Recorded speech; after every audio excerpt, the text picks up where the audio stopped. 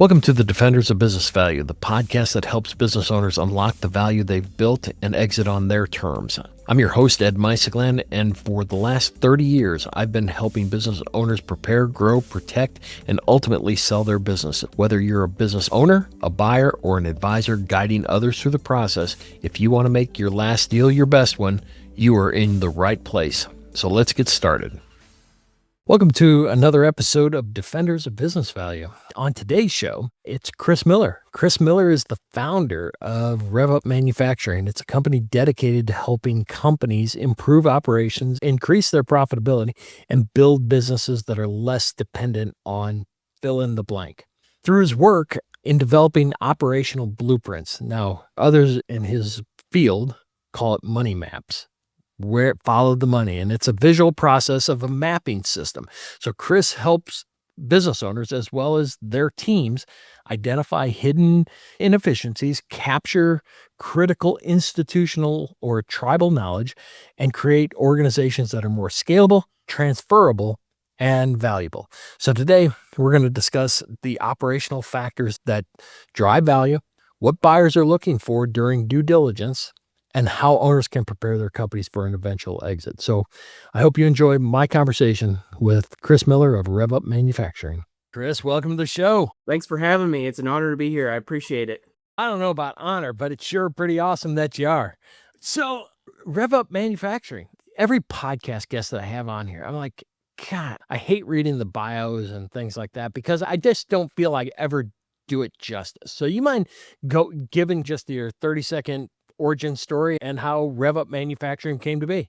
Yeah, I guess what really inspired me was really my dad he was at a lot of big companies, and I've developed over time a passion for manufacturing. And I would see my dad kind of go in and out of these big buyouts and different things, and they didn't really go very well. But it seemed like as I went through school, I've always wanted to be an entrepreneur and always just fell in talking with a lot of different business owners and just helping them build processes all around.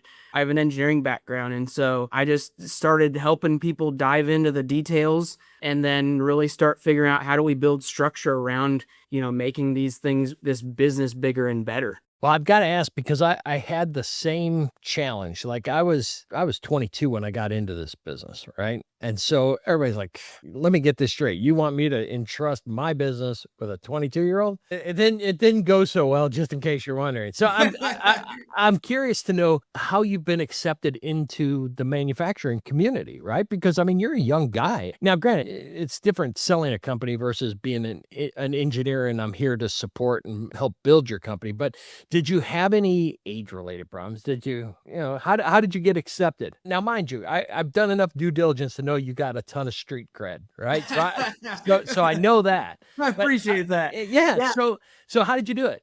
Well, I mean, there was a ton of twists and turns. It didn't start off this way either. I was actually working full time at Cook Medical, but when I first started off, and I just started working with small and medium-sized manufacturers just on the side. I was like, I really wanted to learn. I was just very open about how I need to learn that. And so I would just kind of raise my hand, and I added a lot of different things that most people now you would say like, that's crazy, almost for little to no money, but it was a lot of experience. And so yeah, so there's just a lot of stuff that, it just opened doors, because then that's how some of the relationships started going with that, where it's like, hey, this manufacturer, you did this over here, this manufacturer or this logistics company needs you to do this over here. One thing led to another, and I've just been having fun ever since. Rock on. So business owners are relying on tribal knowledge, right? And so I guess it inherently, the challenges we have in selling companies is just that. The tribal knowledge is concentrated in a person or a few people. So the risk is amplified when you have a buyer that's coming alongside trying to figure out, how in the hell am I going to do this? If everything that creates the value is stuck in a couple people, the people that you've served, right? This tribal knowledge, I want to talk about how dangerous it is, how to identify it, I guess is probably the best way to ask it. Yeah. Well, and I've seen it. There's two sides of the coin. Is number one, like, again, in manufacturing and business owners, a lot of times sometimes they're just not aware of it. And so when we map some of these processes, we do these operations blueprints, a lot of that becomes exposed because a lot of owners, they are the business. And so they, like, we did one a couple weeks ago, and the owner didn't even know that there was four key processes that were related to building that one person did. And so it was like light bulbs come off for me, even like us doing the workshop, but also for the owner. But basically, that's a big risk, because what happens if that person gets hit by a bus? And God forbid, but like, what happens if that person becomes disgruntled? And then the other piece of it is, I think I shared with you before, I tried to buy a manufacturer several years ago, and ran into that same issue. And it seemed like, there was discounts because the owner was doing three roles. You can't pay full price, basically, because as an owner or an investor, you can't really pay full price for that, more or less. But at the same time, if it's working for that owner, right? And again, I recognize that there is a risk associated with it. I totally get that. I'm just kind of curious to know, is there different tribal knowledge that's more value penalty related? Like, you know what? It's just like, if you've got this, you should anticipate, there's going to be a massive discount. Yeah, I've seen some where it's tied up in contracts. Like, I mean, I've seen ones where, the business is tied to the actual person. I've seen where, I'll talk to a founder and owner, and you can tell they are the secret sauce, the DNA of that company. And that's a big risk because, and again, none of it's documented. So again, when a buyer or investor wants to come in, they're looking at this person, and it's like they're trying to figure out, okay, what's the transition plan, and they're looking at it from an opportunity standpoint. So they're trying to see, okay, how do we identify this secret sauce, this DNA of the company, and how do we 10x it or 5x it, or whatever. And that can be really difficult with some of these owners, because a lot of times they've been so far in the weeds and for so many years that sometimes they just haven't stopped to make that stuff visible, documented, and expand and build a team around that as well. And I think the business owner's counterpoint is like, yeah, you know what? But that will eat into my earnings, right? If I start adding bodies, and I'm kind of curious, because when I was thinking about the questions and the things I was going to ask you, is like, all right, so now you're at the intersection of AI, right? So you're identifying all these processes. I'm just curious to know, are you now sitting there saying, all right, here's the process, but there's an agent that can be built out to handle that process? Yeah. Well, there's three ways to look at some of these processes. There's number one, looking at the big picture. Like, that's the thing, is putting these things up on the walls and being able to say, here's the big picture. There's one, it's like, how do we reduce expenses? How do we find the low-hanging fruit? And then the other piece is the opportunities. What kind of value adds or investments can we put into this? Is this as simple as just switching from Excel spreadsheets to, like, Asana or some project management tool that will, sometimes it is that easy fix. But then there's also the other piece where it directly relates to the bottom line, and very practical, is, when somebody is doing those three jobs or those two jobs, there's a salary that's tied to that. And so that also, if you do the math on the transaction, when you're looking at the seller discretionary earnings or the EBITDA, think about those two or three roles. And that is actually what you multiply that into how much of a discount it is, basically. Interesting.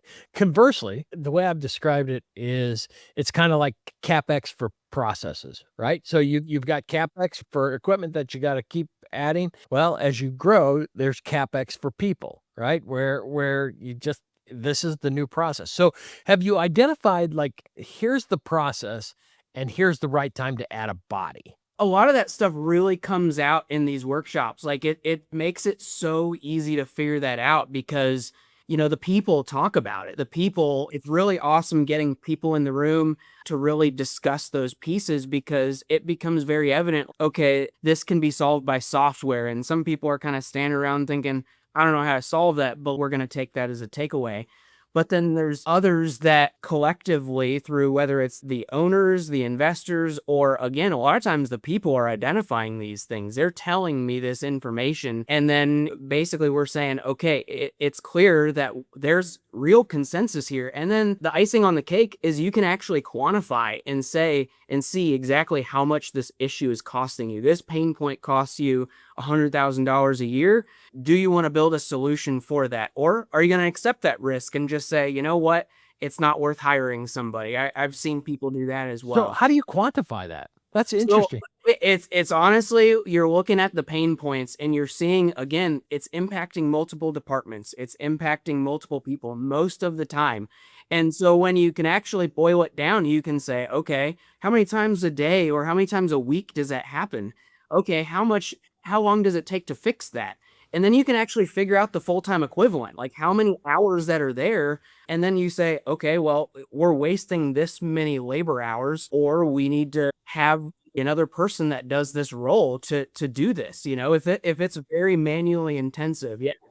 Interesting. All right. So I had the benefit of talking to you before, so I know a little bit. I know a little bit about you. But you keep referencing the workshop. For those that aren't familiar with how you operate, what is the workshop? And kind of give me the lay of the land on how it works, the buy-in. What are you doing here, and how's Yeah. it going to affect me? Go ahead. It is very unique, but basically we call these operations blueprints, or I had an investor friend that said, Chris, we call these money maps.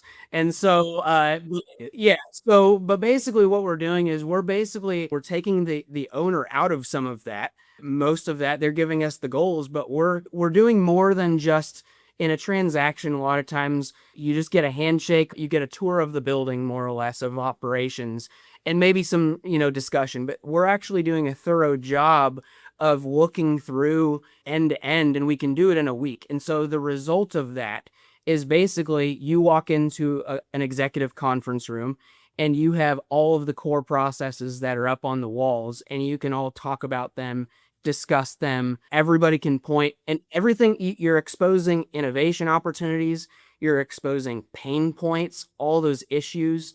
And really, you can see everything, the big picture of the business. Anybody who's part of that, you're inviting them into the conversation of what's the big picture, what's the vision of this, because that's really what we're trying to do here. From a culture standpoint, there's some people that are like, yeah, I just want my paycheck, leave me alone. And then conversely, there are people that you've got organizations that have unbelievable cultures, right?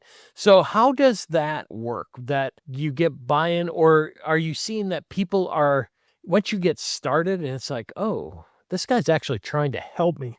That's a great question, and I love that question because I have seen the culture improve so much because, like I said, you are inviting others in, you're letting them really air out more or less what is holding them back, what are their pain points. You're really trying to figure out and help them. A lot of times in the beginning, they don't know exactly what's going on. Again, that's part of that's part of the conversations, and part of that, you're building that relationship, that rapport in some of these sessions, and then they see the output, and then they see that, wow, this is the time that I'm allowed, that I can go do this. And so I've seen engagement, I've seen people get excited about their jobs because they're like, I mean, people by the end of these things, like the last one we just did, somebody was like, it would be cool if. And then the employees and people were really, engaging and saying, yes, it would be awesome if we did this.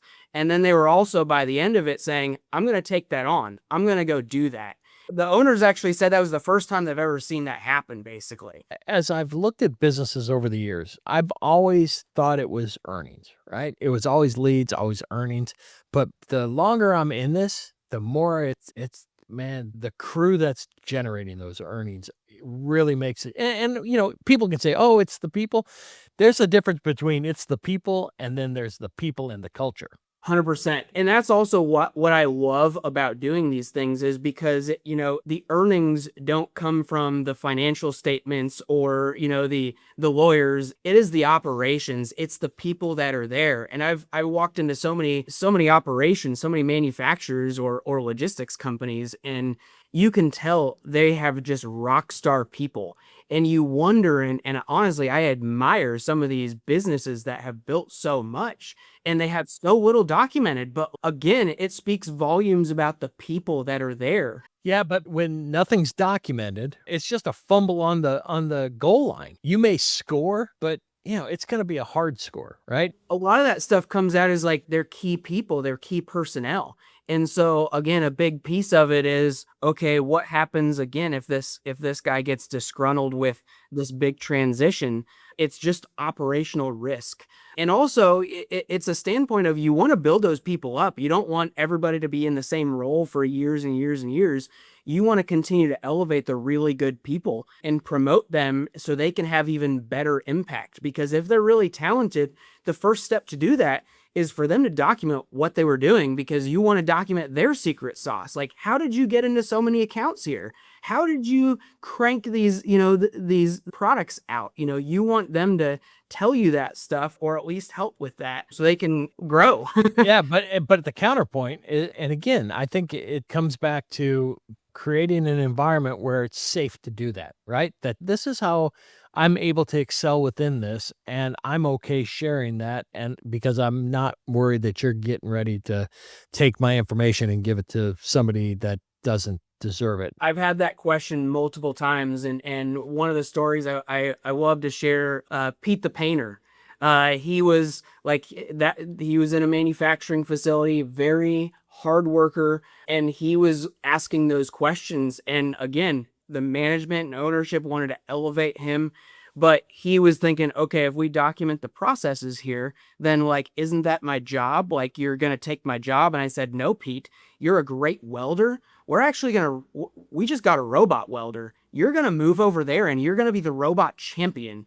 And that was one of those things that really excited him, because for so long he's been asking about, how can I become a welder? He's demonstrated such hard work so that's what we ended up doing. We got to work on that, and he transitioned rather quickly over there.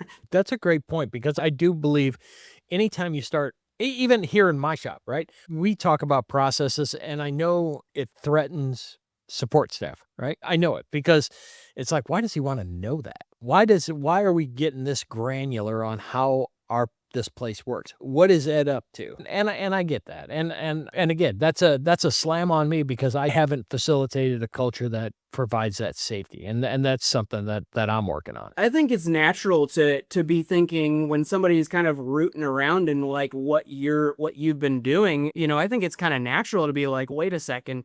But that's also where these conversations and the relationship with that comes in, because I'm not just a robot asking you. Like, I'm not trying to know that we're trying to elevate this. We're trying to make sure people can excel at their jobs, and a lot of times move into things that they're even more passionate about. Like, sometimes it's like, do you really want to be Pete the painter the entire, like, a lot of times, like, I'm like, you complain about this all the time. Like, help me, help me help you. But I think it comes down to that you feel like you're being judged, right? How do you do it? I do it like this. And, you're going to come back and say, yeah, that's probably not the best way to be doing it, especially in like legacy organizations like ours, right? We're 45 years into it. This is the way we do it, right? And our younger guys are like, Claude can do this, or pick whatever. But my older guys are like, they're still printing paper, right? They're not, they're printing it out, and I want to read it. I want to hold it in my hand. All right. Well, and some of that is just also showing up to keep, again, being there in person with that, and just being able to reinforce those things. But some of those things, it's you just got to keep pulling them out of what they're doing there, but also reassure them, we're not trying to take your job. We're trying to improve things. That is the core of this. Like, tell me your pain points. Tell me your issues. I'm literally in these sessions talking to people. Tell me what sucks. So which then takes me to the legacy guys, right? So Yeah. when you're doing the workshop and you're putting all the blueprint up, I mean, who resonates and who doesn't? I suspect that the older guys are the ones that push back, or no? I feel like every role has some kind of pushback, to be honest with you. Executives come in there and they're like, this is where everything is going to prove me right about how software is terrible. but that's not the result. We see the cost of it and we say that's a fraction of it. I'd say the people who are on the floor doing the job, they are very excited. The operations are very excited because they're like, I want to show the executives, I want to show these people exactly what I do and what I deal with on a day-to-day basis. I think that's really exciting to me because like I'll have, an hour conversation with somebody about their job, their process. And then I'll come back and I'm like, all right, this is what I heard. This is your process. This is about this is what I calculate, how much it probably costs you during the day. Does this all sound about right? And like, you can see that they're like light bulb and they're like, yes, I want to show that to the executives. Like I want to show that to owners. And so we're also giving them the opportunity to do that in many cases too.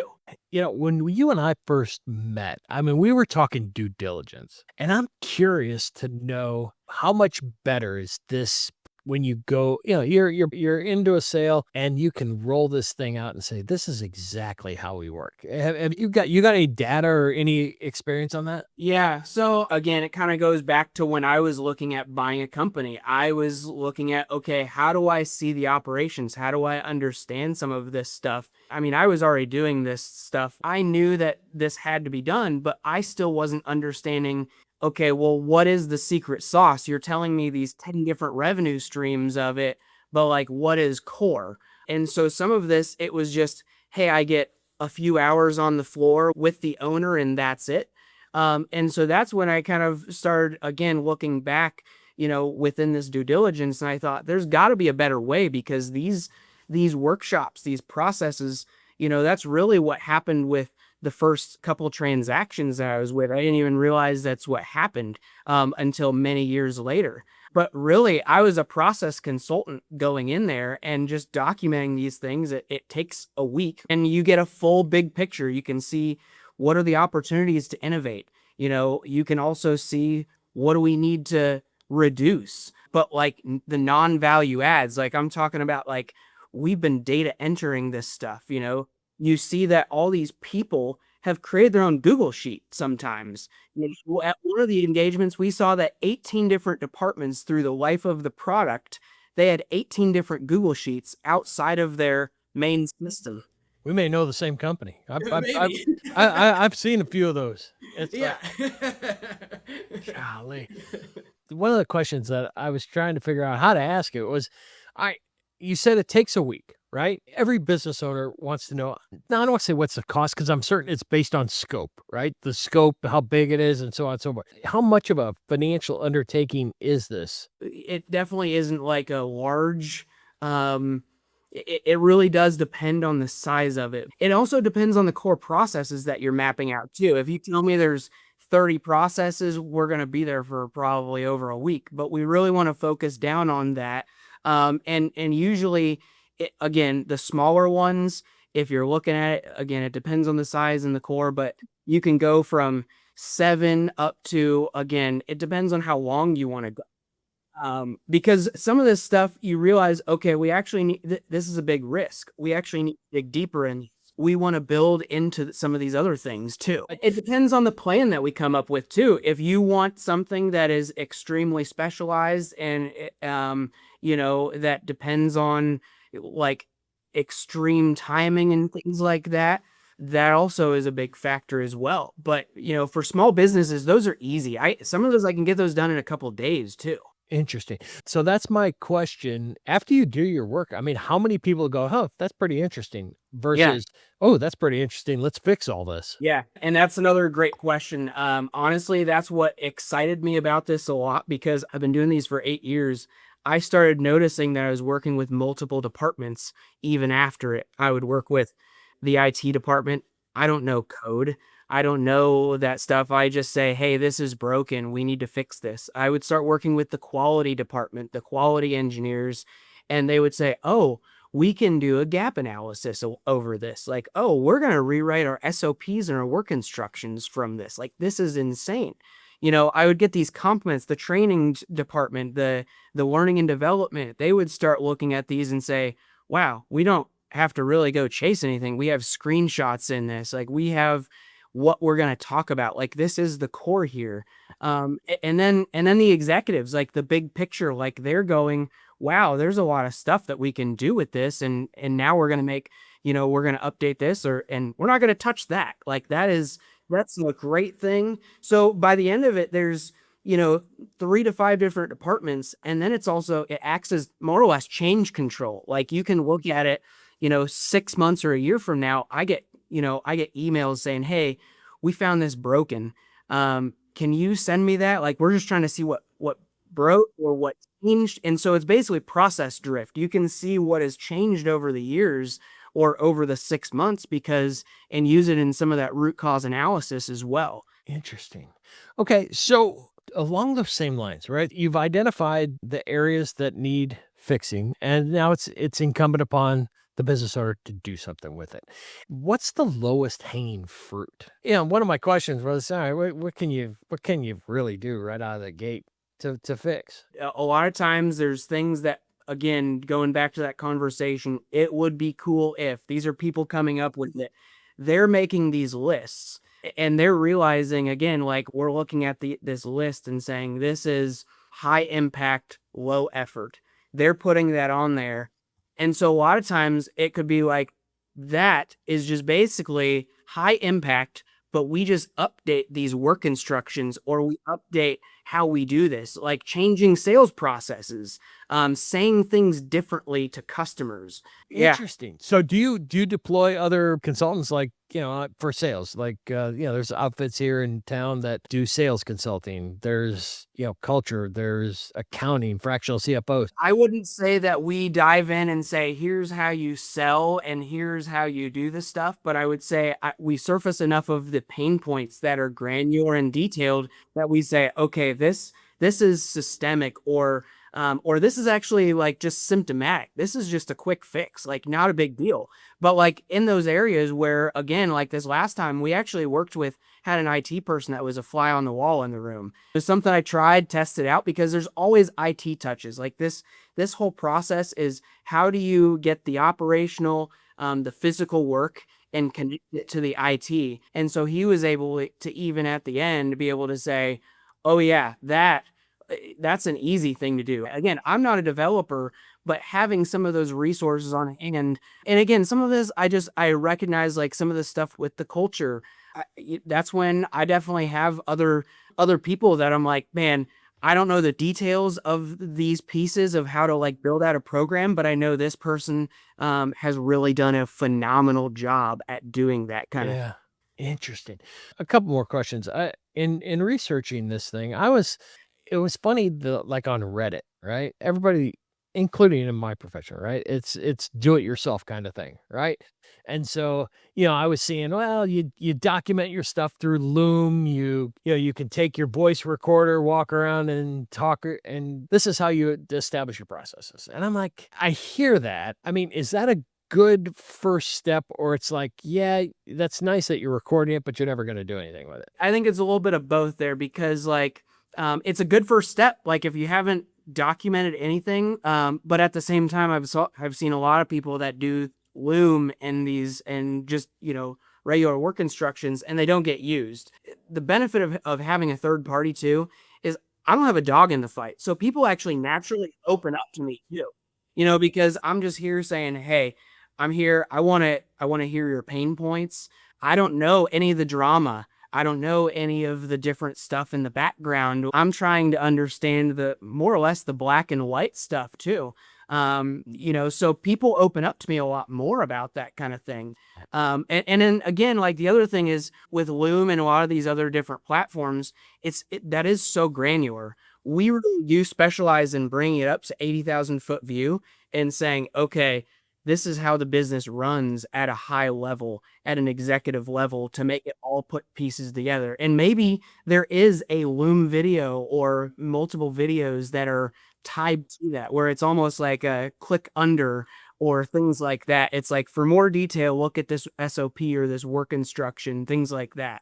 It definitely is not a full substitute of that, but it gets you really, really close, so that you can dive into the details where needed. That clearly will help you do your work, right? Yeah, a lot of times I'm recommending like that sales process. I would hear these things and they're like, people would say, I don't have the language or the knowledge because I'm new. I've been here for a month and I don't know what I'm supposed to say to these customers. And it's like, okay, well, that's a systemic issue. We don't have a training program around that piece of it. And so it's kind of flagging and saying, we need to have standard operating procedure or a work instruction to at least help people with that. Now, I know you're Rev Up Manufacturing. Is it just manufacturing, or are you broadening out to other industries? I've had that question a lot lately. I mean, I have a passion for manufacturing and industrial and logistics, but more and more I've been having people ask me about other industries. So, I mean, I would definitely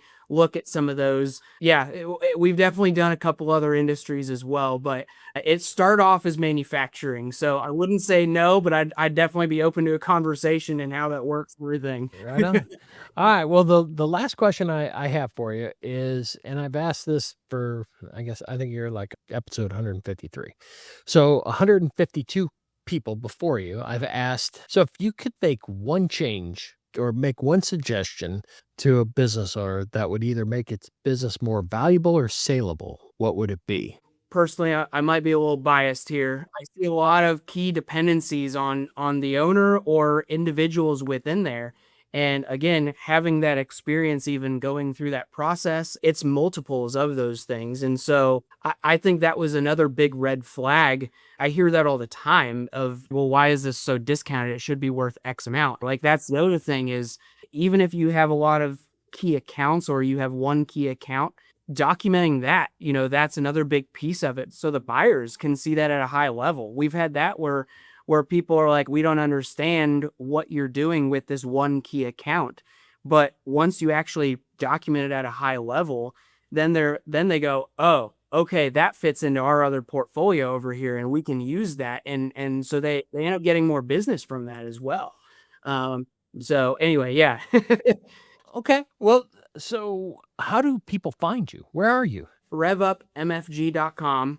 I'm also on LinkedIn, Chris Miller. It's always been word of mouth, but RevUpMFG.com. Any other special places we need to find you? Those are the main ones. But I'm happy to do a phone call or text too. I'm one of those, so I'm happy to do that. So Chris, thank you so much for taking the time with me, man. I so enjoyed our time together. Thanks for listening to the Defenders of Business Value. If today's episode helped you think differently about building or selling a business, follow the show so you don't miss what's next. And if you want to become a more informed, confident owner, the one who knows how to grow, protect, and eventually exit at maximum value, subscribe to my newsletter. The link is in the show notes. And if you're ready to talk about your next deal, connect with me on LinkedIn. So until next time, we'll see you soon.